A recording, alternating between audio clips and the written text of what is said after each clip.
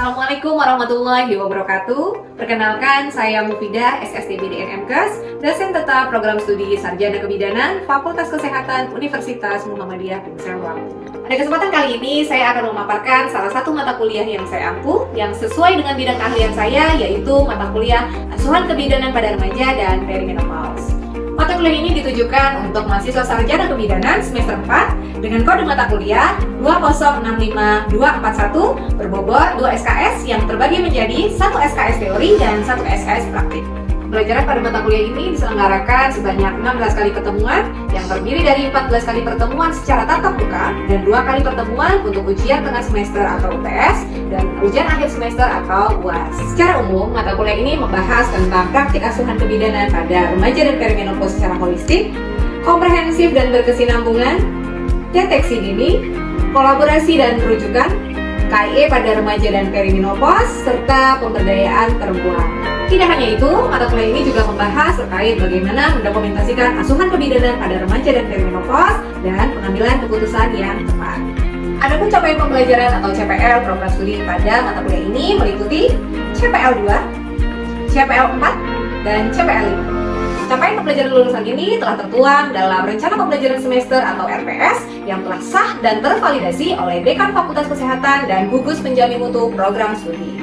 Adapun CPL tersebut telah diturunkan ke dalam capaian pembelajaran mata kuliah, diantaranya yaitu CPMK 1, di mana mahasiswa diharapkan mampu mengidentifikasi konsep dasar, filosofi, prinsip, dan profesionalisme dalam asuhan kebidanan pada remaja dan perimenopause. CPMK yang kedua diharapkan mahasiswa mampu mendeteksi masalah dan gangguan sistem reproduksi sepanjang siklus biologi perempuan. Kemudian CPMK ketiga yaitu diharapkan mahasiswa mampu merancang promosi kesehatan, rencana edukasi dan konseling pada remaja dan perimenopause secara tepat. CPMK yang keempat yaitu diharapkan mahasiswa mampu mengintegrasikan asuhan kebidanan pada remaja dan perimenopause dengan berdasarkan evidence based dengan berlandaskan nilai-nilai Islam. Dalam proses pembelajarannya, saya menerapkan pendekatan DIA atau Delivery, Interaction, dan Assessment. Yang pertama, pada pendekatan delivery, saya memberikan materi dan RPS yang diantarkan dalam platform Learning Management System atau LMS Universitas Muhammadiyah Pringsewu, serta presentasi tatap muka interaktif guna menunjang pemahaman mahasiswa dengan menyajikan studi kasus, video, kuis interaktif, dan Canva sebagai media grafisnya. Kemudian, yang kedua yaitu pada interaction, saya membangun komunikasi dua arah antara dosen dan mahasiswa ataupun mahasiswa dengan mahasiswa melalui forum diskusi, tanya jawab, kolaborasi, dan refleksi bersama untuk merangsang mahasiswa berpikir kritis. Kemudian yang ketiga pada pendekatan asesmen atau penilaian. Penilaian dilakukan dengan dua hal, yaitu asesmen secara formatif, yaitu penilaian berdasarkan proses melalui kuis, tugas proyek, baik individu maupun kelompok, kinerja praktikum, penilaian sikap dan keterampilan sesuai dengan RPS. Kemudian asesmen yang kedua yaitu adalah asesmen sumatif atau penilaian akhir melalui ujian tengah semester dan ujian akhir semester. Model pembelajaran yang digunakan dalam mata kuliah ini adalah experimental learning atau berbasis pengalaman dan project based learning atau berbasis proyek dengan metode presentasi interaktif, demonstrasi, praktik, simulasi, dan kolaborasi serta respon kreatif. Referensi yang saya gunakan dalam mata kuliah ini berupa buku referensi karya ahli, diantaranya adalah karya saya sendiri. Kemudian referensi lainnya yaitu berupa jurnal artikel ilmiah berefleksi yang memiliki nilai kebaruan. Beberapa diantaranya adalah hasil penelitian saya sendiri dan dosen lain dalam tim mata kuliah asuhan kebidanan pada remaja dan perimenopause, di mana hal ini dimasukkan agar mahasiswa mampu mengikuti perkembangan ilmu pengetahuan dan teknologi masa kini. Berikut saya persembahkan video pembelajaran pada mata kuliah asuhan kebidanan pada remaja dan perimenopause dengan materi pada pertemuan kelima yaitu gangguan menstruasi pada remaja berupa dysmenorrhea. Selamat menyaksikan. Assalamualaikum.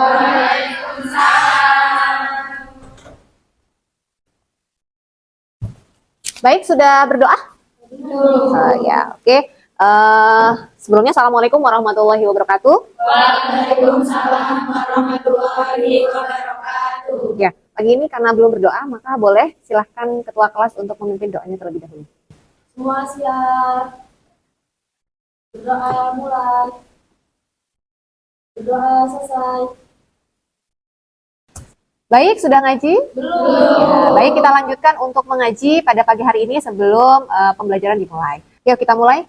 A'udzu billahi minasyaitonir rajim. Bismillahirrahmanirrahim. Ya ayyuhan nasu ubudu rabbakumul ladzi khalaqakum wal ladzina min qablikum la'allakum tattaqun. Shadaqallahul azim. Sadaqallahul azim. Alhamdulillahirrahmanirrahim, ya, kita sudah mengaji pada hari ini tentang Al-Baqarah ayat 21. Ya, mudah-mudahan dengan diawali mengaji kita mendapatkan keberkahan dari Allah Subhanahu wa Ta'ala. Baik, ya, sebelum pembelajaran pada hari ini kita mulai, ya, saya mau melihat dulu semangatnya dari teman-teman, ya, itu kira-kira pagi ini apakah masih semangat? Semangat. Saya tanya dulu kira-kira apa kabar? Alhamdulillah luar biasa. Allahu Akbar. Alhamdulillah, ya, kalau semuanya sudah semangat dan semuanya dalam keadaan sehat, ya. Saya mau meyakinkan semangatnya lagi satu kali lagi, ya. Kalau saya menyampaikan gitu, ya, sarjana pembidana maka yel-yelnya di keluarga. Oke. Sarjana pembidana Lahirkan harapan, ciptakan kesehatan. semangat sekali ya pada hari ini, ya. Oke, karena kita sudah semangat maka saya akan mengabsensi dulu. Kira-kira apakah ada yang tidak hadir pada hari ini? Hadir semua. Alhamdulillah, ya. Coba kita absensi dulu. Anissa Mawardah, hadir Ibu. Ya, oke. Anissa Septi, hadir Ibu. Ya. Mei Putri, hadir Ibu. Leona, hadir Ibu. Ya, baik, ya, alhamdulillah semuanya hadir pada hari ini, ya. Maka kita akan melanjutkan materi hari ini. Maka sebelum kita melanjutkan tentang pembahasan materi yang akan kita bahas pada hari ini, saya mau refleksi dulu, ya. Mau mendengarkan dulu, kira-kira masih ingat tidak sih dengan materi yang kita bahas pada pertemuan sebelumnya? Kira-kira pada pertemuan sebelumnya kita membahas materi tentang apa? Konsep screening kesehatan remaja. Masih ingat ya, alhamdulillah, gitu ya. Pada pertemuan sebelumnya kita membahas tentang konsep screening kesehatan remaja. Ya, jadi ada yang masih ingat tidak sih sebenarnya pada saat kita melakukan screening kesehatan remaja ada pemeriksaan anamnesis atau pengambilan data dalam bentuk anamnesis. Nah, dalam pengambilan data bentuk anamnesis tadi kira-kira ada anamnesis apa saja yang diambil untuk kita melakukan screening kesehatan remaja? Ada yang masih ingat? Saya, Bu. Ya, baik, Nanda, silakan. Jadi ada anamnesis yang dilakukan dalam screening remaja, yaitu yang pertama, ada anamnesis umum, yaitu berisi identitas remaja, riwayat kesehatan remaja, dan riwayat kesehatan keluarga remaja tersebut. Terus ada yang kedua, anamnesis dengan pendekatan HEADS, mencakup home, education atau pendidikan, eating, activity, drug, nafsa, alkohol, rokok, sexuality, safety, suicide atau depresi. Ya, betul ya apa yang disampaikan oleh Nanda tadi. Beri aplaus dulu untuk Nanda. Tadi sudah disampaikan ya, tapi Ibu akan membenarkan sedikit ya terkait dengan drugs tadi. Jadi nafsa, alkohol, dan rokok itu adalah bagian dari drugs tadi. Jadi bukan bagian dari heads-nya, tapi drugs itu adalah contohnya adalah nafsa, rokok, dan alkohol. Baik, saya mau memvalidasi kembali satu kali lagi pertanyaan ya terkait dengan materi sebelumnya. Ada yang masih ingat kira-kira setelah kita melakukan anamnesis gitu ya, kita akan lanjutkan dengan pemeriksaan untuk melakukan screening kesehatan pada remaja. Kira-kira pemeriksaan apa yang dilakukan untuk melakukan screening kesehatan remaja? Ada yang masih ingat? Izin menjawab Ibu. Ya, silakan ya nih. Nah, setelah kita melakukan pengumpulan data anamnesis, kita melakukan pemeriksaan fisik dan penunjang. Untuk pemeriksaan fisik itu kita melakukan TTV, pemeriksaan status gizi pada remaja, dan melakukan tanda dan gejala anemia. Untuk data penunjangnya itu kita melakukan pemeriksaan darah lengkap, urin, dan melakukan pemeriksaan berdasarkan indikasi lainnya. Oke, benar ya apa yang disampaikan oleh Yeni? Iya. Kita dihapus dulu untuk kedua. Oke, kita sudah refleksi terkait dengan materi sebelumnya sebelum kita membahas materi pada hari ini. Ya, selanjutnya kita akan bahas materi pada hari ini ya. Kalau kita lihat dari gambar, di depan ada gambar ya, terlihat? Terlihat. Baik, di depan ada dua gambar. Di sini ada dua gambar ini berkaitan terkait dengan apa yang akan kita bahas pada hari ini ya? Pada hari ini kita akan membahas terkait dengan gangguan menstruasi. Yang dalam hal ini gangguan menstruasinya adalah nyeri haid ya. Kita akan membahas terkait dengan dysmenorrhea atau tadi nyeri haid ya. Maka nyeri haid dalam bahasa kedokteran atau dalam istilah medis itu disebutnya adalah dysmenorrhea.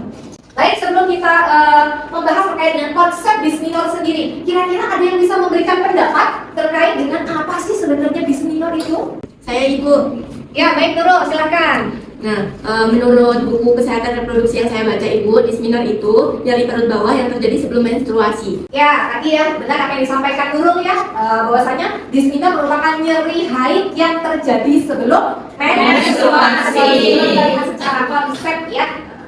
Nah, ini adalah konsep dari dysmenorrhea ya, di mana dysmenorrhea ini merupakan kondisi di mana seorang wanita itu mengalami nyeri haid ya, yang umumnya terjadi pada hari pertama dan kedua ya, atau awal terjadinya menstruasi. Ya. Kemudian bagaimana gejalanya? Gejalanya yaitu berupa nyeri atau kram di bagian perut bawah ya, dan ini terus berlangsung hingga terkadang menyebar hingga ke punggung sampai dengan ke tangan. Baik, untuk kita lebih memahami lagi terkait dengan bagaimana patofisiologi konsep dari dysmenorrhea ini terjadi, maka saya sudah menyiapkan sebuah video ya. Nanti sebuah video ini nanti tolong ditonton dan dicermati gitu ya, terkait dengan patofisiologi dysmenorrhea. And helped explain a very real problem.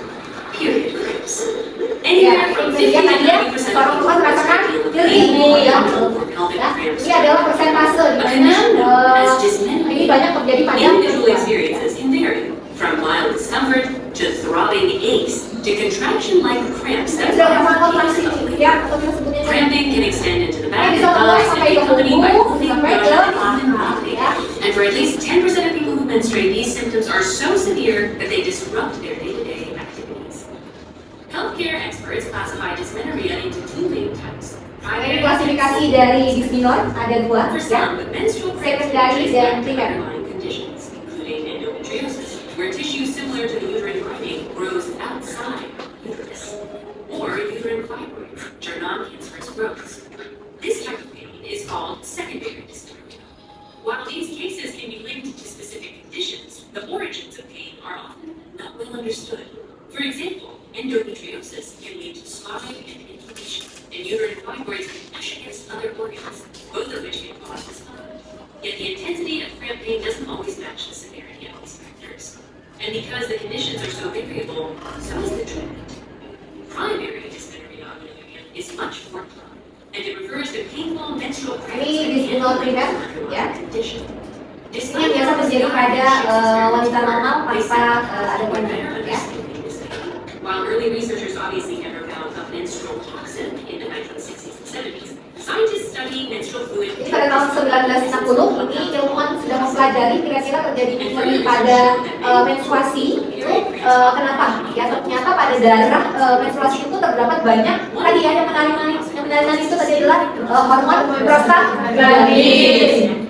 Oke.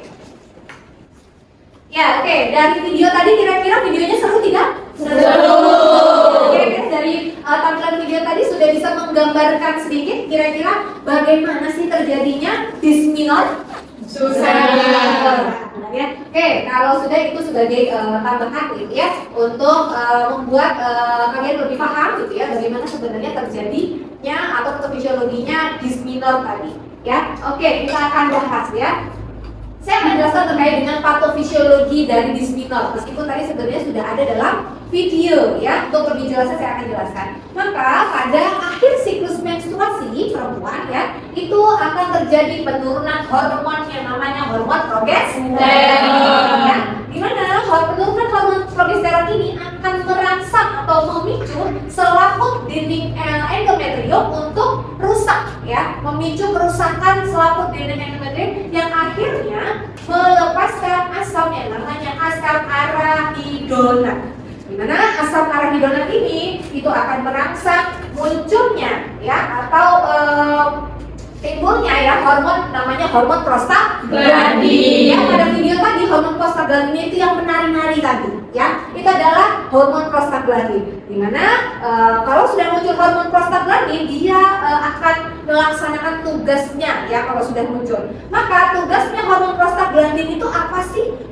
Tugas dari hormon prostaglandin sendiri itu adalah merangsang otot rahim ya. Untuk apa? Untuk melakukan kontraksi karena dinding rahimnya sudah menebal dan harus diluruhkan karena tidak adanya pembuahan. Maka otot akan berkontraksi setelah dilakukan perangsangan oleh hormon prostaglandin. Pada saat yang sama ini juga akan terjadi penyempitan pembuluh darah pada otot rahim ya itu. Kenapa terjadi penyempitan pembuluh darah ini? Untuk menakar ya, membantu kita organ reproduksi untuk mengeluarkan atau meluruhkan endometrium itu tidak terlalu banyak volume darah yang keluar. Jadi sesuai dengan takaran ya.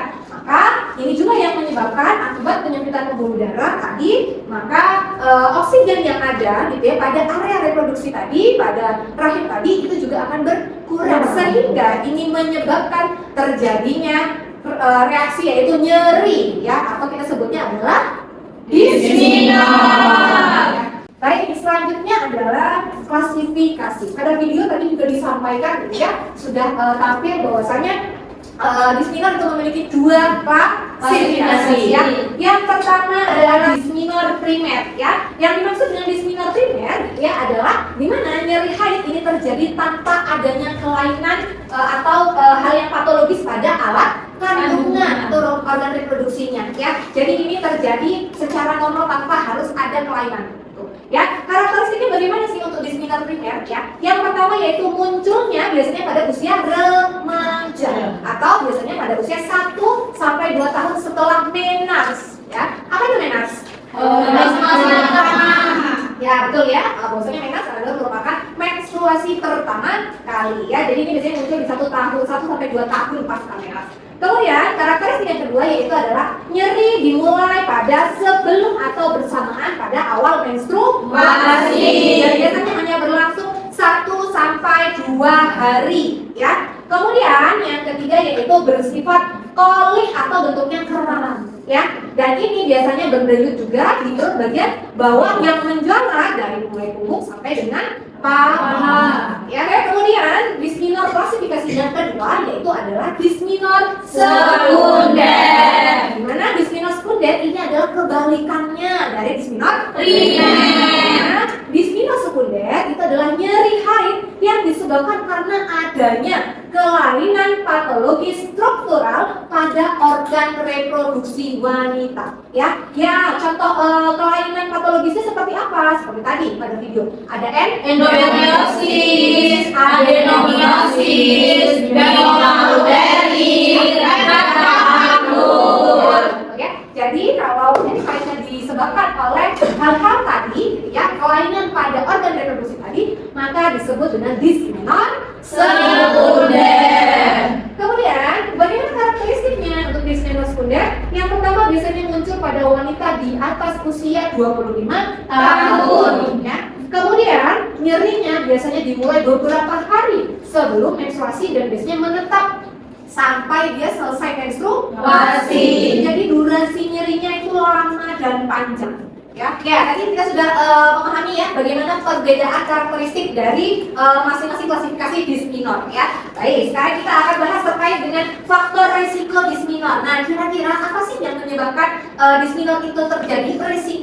Faktor resikonya itu apa ya? Yang pertama yaitu adanya usia muda ya, dimana seorang wanita itu berada pada usia di bawah 30 tahun ya. Kemudian yang kedua yaitu adalah menarche dini atau kurang dari 12 tahun. Atau terjadinya pertama kali menstruasi itu kurang dari usia 12 tahun. Ya, kenapa ini bisa terjadi gitu ya? Karena pada wanita yang mengalami menarche dini itu akan mereka itu merasakan paparan terhadap hormon estrogen dan progesteron itu lebih lama. Sehingga ini menyebabkan juga pada wanita tersebut itu prostaglandinnya itu justru lebih tinggi. Sehingga menyebabkan terjadinya kontraksi pada rahim yang menyebabkan disminor.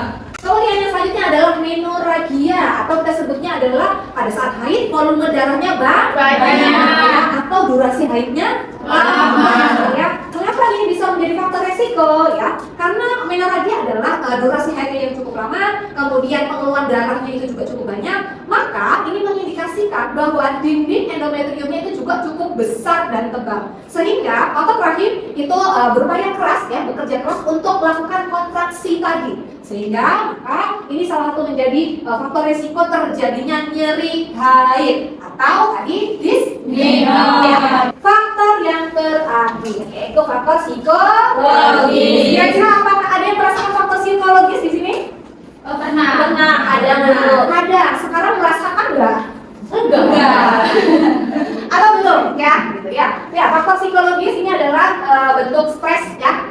Tingkat stres yang tinggi, ansietas atau kecemasan atau juga depresi. Kenapa ini bisa menjadi faktor resiko dismenor? Ya, bahwasanya pada seorang yang mengalami stres gitu ya, atau depresi atau ansietas atau kecemasan itu akan mengeluarkan hormon yang namanya kortisol. Gimana dengan hormon kortisol itu juga dapat menyebabkan peregangan otot-otot termasuk otot-otot rahim. Kalau sudah tegak otot rahimnya kaku gitu ya, maka prostaglandin akan bekerja lebih keras gitu ya untuk merangsang kontraksi gitu ya. Kalau kita mijet ya, kalau kita memasas gitu ya, otot-otot yang kaku kan kita juga bekerja keras untuk membuat otot yang tadi kaku itu menjadi lemas ya gitu. Nah, kurang lebih seperti itu, sehingga hal-hal ini atau faktor-faktor ini adalah yang berisiko gitu ya untuk terjadinya dismenor. Ya, kemudian bagaimana sih kita bisa mentata laksana gitu ya untuk pasien-pasien atau diri kita sendiri gitu ya pada saat kita terjadi dismenor. Ya, pada penata laksananya ada dua. Yang pertama secara non farmakologi, yang kedua secara farmakologi. Ya, penata laksanaan non farmakologi yang pertama yaitu boleh dengan melakukan kompres hangat. Ini adalah bisa digunakan sebagai tata laksana gitu ya. Karena kompres hangat ini fungsinya adalah dia untuk merelaksasi gitu ya. Sehingga ini bisa digunakan kalau diletakkan kompres hangatnya pada bagian perut yang sakit, maka akan membantu otot pada rahim yang sedang berkontraksi itu untuk relaksasi, sehingga dapat mengurangi yang namanya nyeri haid. Kemudian yang selanjutnya adalah olahraga teratur. Tadi ya sudah disampaikan bahwasanya olahraga itu akan mengeluarkan hormon endorfin. Kemudian yang kedua adalah tata laksana secara farmakologi. Ya, secara farmakologi ini ada dua ya, yaitu obat antiinflamasi non steroid. Biasanya kalau kita gunakan itu adalah asam mefenamic dan ketoprofen itu adalah ibuprofen. Kemudian yang kedua adalah analgetik biasa atau kita biasanya menggunakannya yaitu paracetamol. Ini ada apa di depan?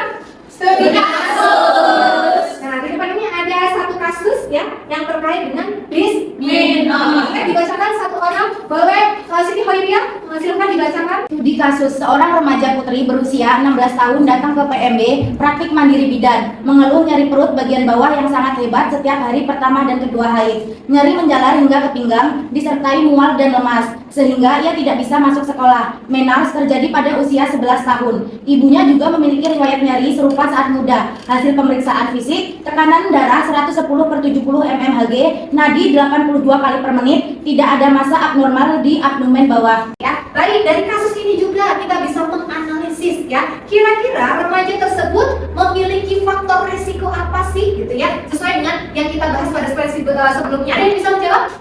Ya, silakan Nabila, kira-kira faktor resiko yang ada pada kasus apa? Kalau dari situ, dia itu menarcenya itu terjadi pada usia 11. Berarti kan kurang dari 12 tahun ya, Bu. Kemudian ibunya juga punya riwayat nyeri serupa saat muda. Kemudian juga itu terjadinya pada hari pertama dan kedua haid, Bu. Ya, benar ya yang disampaikan oleh Nabila tadi. Baik, kita berikan aplaus dulu untuk teman-teman.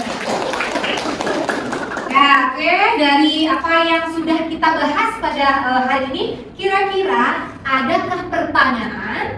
Saya Ibu, Ya, silakan nih. tadi kan dari PPT Bu itu dari yang faktor risiko dismenor itu menjelaskan ya bahwa kenapa sih wanita yang usianya di bawah 30 tahun itu merupakan salah satu faktor risiko gangguan menstruasi atau dismenor.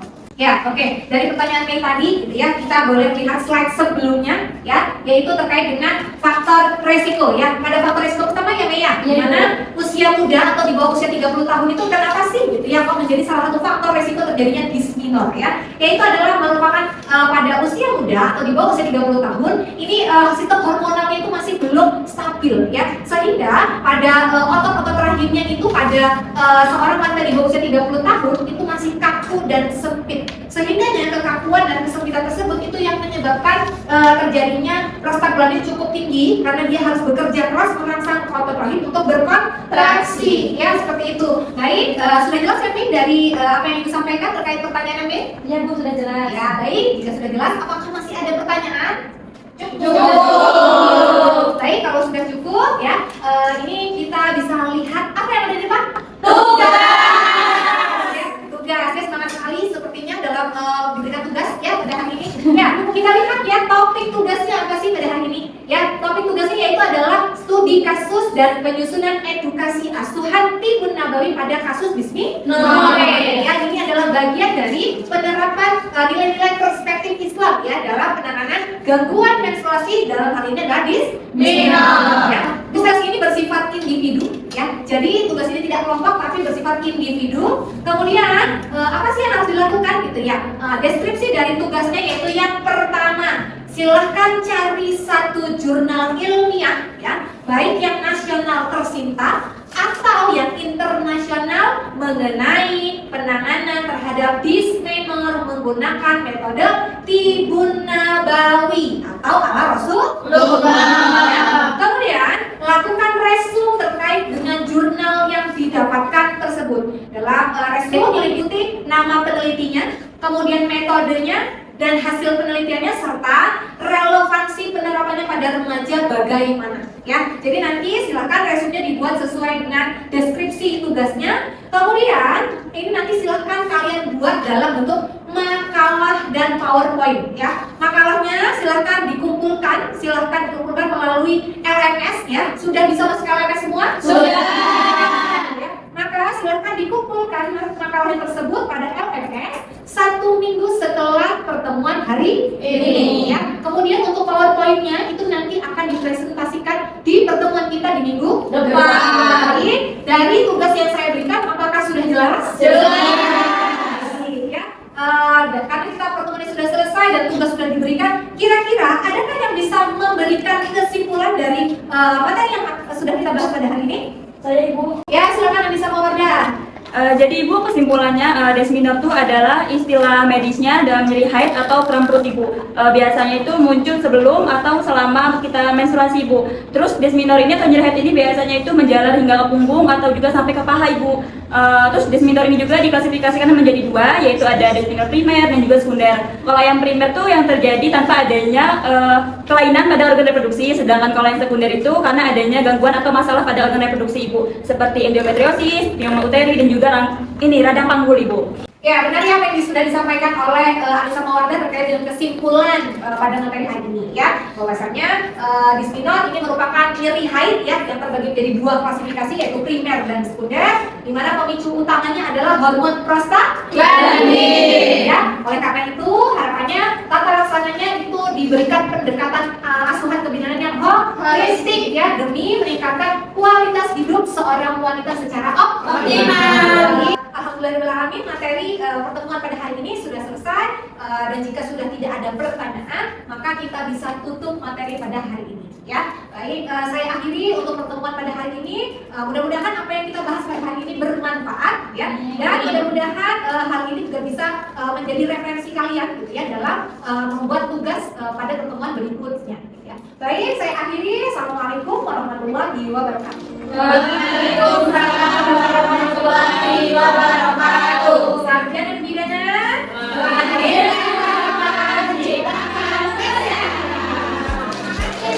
Sekian video rekaman proses pembelajaran pada mata kuliah Asuhan Kebidanan pada Remaja dan Perimenopause, program studi Sarjana Kebidanan, Fakultas Kesehatan Universitas Muhammadiyah Pringseu Lampung. Video ini dibuat sebagai salah satu syarat penyusunan dokumen pernyataan diri dosen dalam unjuk kerja Tridharma Perguruan Tinggi atau PDD UKTPT. Semoga dengan adanya video ini bisa menjadi bahan pertimbangan yang baik dalam proses penilaian sertifikasi dosen gelombang 1 tahun 2026. Akhir kata, saya ucapkan terima kasih. Assalamualaikum warahmatullahi wabarakatuh.